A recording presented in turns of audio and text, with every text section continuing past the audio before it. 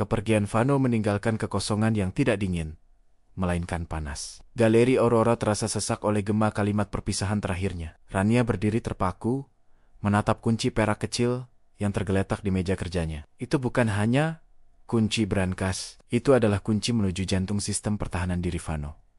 Di samping kunci itu, tergeletak proposal restrukturisasi yang mahal, kini bergaris merah tebal, seperti luka yang Rania torehkan sendiri. Rania memungut kunci itu. Dinginnya logam berbenturan dengan panas telapak tangannya. Ia membalik-baliknya, melihat pantulan dirinya yang lelah di permukaannya. Selama 13 tahun, Vano adalah bayangan yang logis dan tak tersentuh. Kini, ia menyerahkan seluruh pertahanannya, meminta Rania untuk menjadi algojo atau penyembuh. Tugas yang ia berikan sungguh kejam, memegang nasib seseorang yang pernah sangat ia cintai. Rania berjalan perlahan menuju kanvas terbesarnya. Sebuah karya yang sudah 6 bulan ia kerjakan, namun tak kunjung selesai. Lukisan itu adalah tepi sungai tanpa jembatan. Kanvas itu dipenuhi warna biru laut dan hijau tua, menggambarkan dua sisi sungai yang dipisahkan oleh jurang air yang mengamuk. Di satu sisi, ada siluet kota metropolitan yang tajam. Itu adalah dunia Vano. Di sisi lain, ada hutan melankolis yang dipenuhi cahaya lembut. Itu adalah dunianya. Persis di tengah, di mana jembatan seharusnya berada, hanya ada kehampaan. Rania duduk di depan lukisan itu.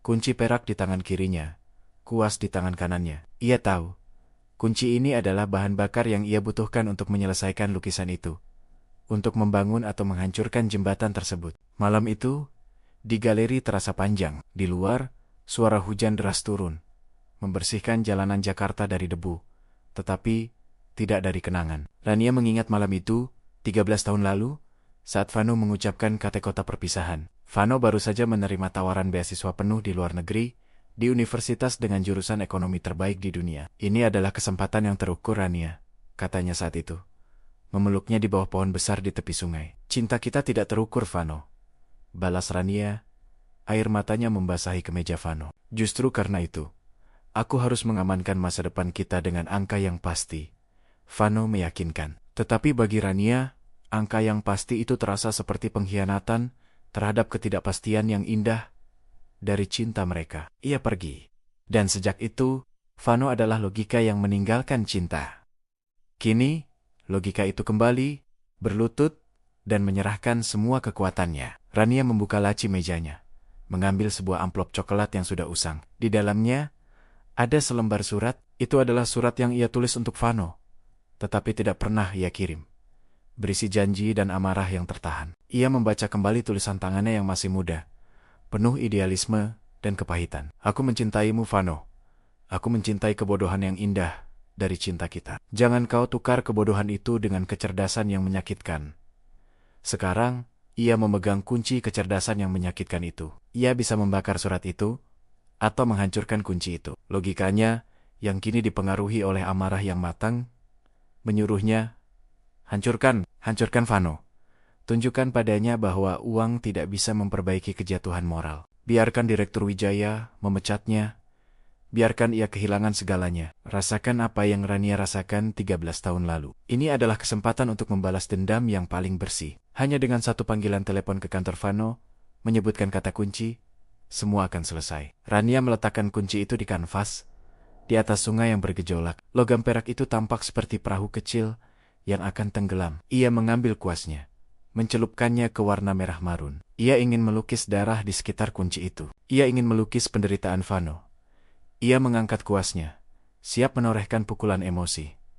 Tetapi tangannya membeku. Ia melihat kembali foto lama mereka di tepi sungai. Di foto itu, Vano tidak terlihat seperti pria dingin berjas. Ia terlihat tulus dan penuh harapan yang tidak terukur. Rania menyadari, menghancurkan Vano yang sekarang, sama saja menghancurkan kenangan Vano yang dulu.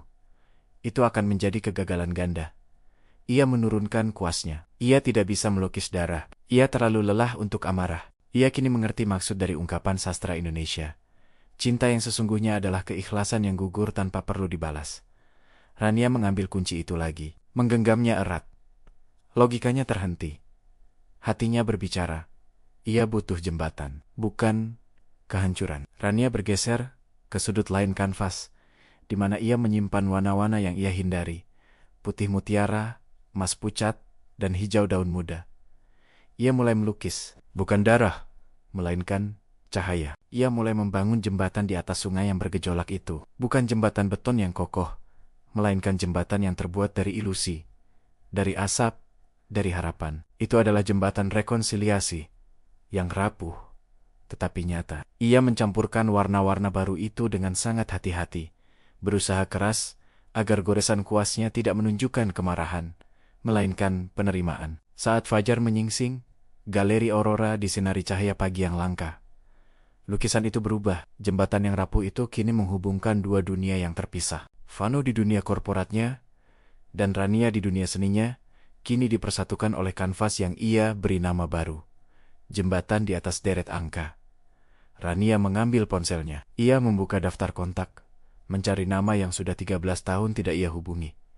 Ia mengirim pesan singkat yang sangat ringkas. Tidak ada dialog emosional, hanya permintaan logis. Pesan itu berbunyi, "Aku tahu di mana kunci itu. Aku akan mengembalikannya. Kita perlu bicara." Ia menekan tombol kirim. Tindakan itu terasa lebih berani daripada menghancurkan kunci itu. Beberapa menit kemudian, balasan masuk. Hanya satu kata. "Kapan?" Rania tersenyum tipis. Vano masih menggunakan bahasa yang paling logis, yang ia kuasai, waktu dan kepastian. "Malam ini, di tempat yang tidak terukur," jawab Rania. Ia mematikan ponselnya. Ia telah melewati batas penolakan. Kini, ia memasuki batas ketidakpastian yang baru. Siang harinya, Rania bertekad untuk membersihkan dan merapikan galeri itu.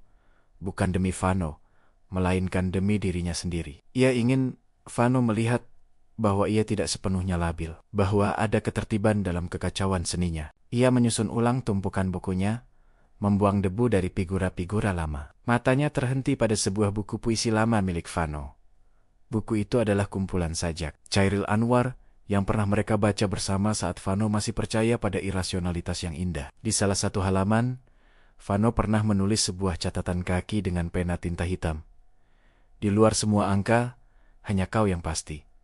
Rania membelai tulisan itu. Ia menyadari Vano tidak sepenuhnya meninggalkan cintanya. Ia hanya menguburnya di bawah tumpukan data dan logika. Rasa kasihan bercampur dengan cinta lama membanjiri Rania. Pria yang ia hadapi bukan musuh, melainkan korban dari sistem yang ia ciptakan. Ia menyiapkan dirinya untuk pertemuan itu. Ia mengenakan gaun sederhana berwarna gelap, warna yang tidak mencolok tetapi elegan. Ia tidak ingin tampil sebagai artis yang berantakan atau wanita karir yang sukses. Ia hanya ingin tampil sebagai Rania yang pernah Vano cintai. Ia memasukkan kunci perak itu ke dalam saku gaunnya. Kunci itu terasa berat, membawa seluruh beban masa lalu mereka. Tempat pertemuan yang Rania pilih adalah perpustakaan kuno kota, tempat di mana mereka pertama kali berdebat tentang apakah seni lebih penting dari ilmu pasti. Perpustakaan itu gelap dan berdebu, tempat yang jauh dari gemerlap menara kaca Vano. Rania tiba lebih dulu. Ia duduk di salah satu kursi kayu, di antara rak-rak buku yang menjulang tinggi. Ia menunggu pertemuannya dengan Vano yang lama dan Vano yang baru. Saat pintu perpustakaan berderi terbuka, Vano masuk. Ia mengenakan kemeja kasual, bukan jas. Itu adalah penyesuaian yang dramatis. Vano tampak cemas. Matanya mencari Rania di kegelapan itu. Ketika mata mereka bertemu, keheningan di antara mereka lebih bising dari suara gemuruh seluruh kota. Rania tersenyum tipis. "Selamat datang di tempat yang tidak terukur, Vano." Vano melangkah mendekat, perlahan, seolah takut mengganggu debu dan waktu yang terkubur di sana. Aku pikir kau akan membuang kuncinya." Vano mengakui, suaranya pelan dan jujur. "Aku tidak bisa membuang kuncimu. Itu adalah kepercayaanku," jawab Rania. Rania mengeluarkan kunci itu dari sakunya, meletakkannya di atas meja, di samping buku puisi Chairil Anwar. "Aku datang untuk mengembalikan ini, bukan untuk menghancurkanmu, tapi untuk menanyakan satu hal." Vano duduk di hadapan Rania, mencondongkan tubuhnya ke depan, siap menghadapi vonis. "Tanyakan."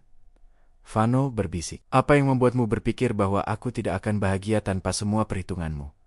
Rania bertanya. Itu bukan pertanyaan tentang galeri, bukan tentang utang. Itu adalah pertanyaan inti tentang harga dirinya. Vano menatap buku puisi itu, melihat tulisan tangannya yang lama di sana. Ia merentangkan tangan, menyentuh tepi buku puisi itu. "Aku salah," katanya. "Kau tidak salah secara logis.